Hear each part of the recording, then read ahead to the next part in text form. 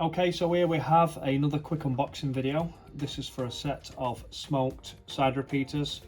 This set accepts the standard bulb types, so this is non-LED.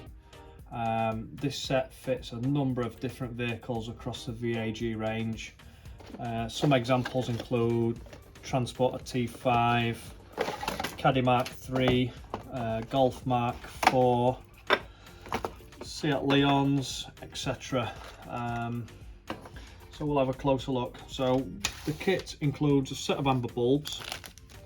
It also includes some adapters because there's a couple of different types across the different vehicle range, so you may or may not need those.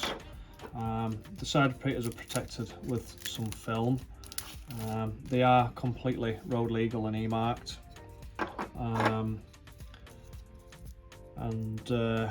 Overall build quality feels really good. These are really easy to replace. They literally just push and snap into place and lock in with this spring-loaded clip here. They do have quite a nice smoke finish to them as well.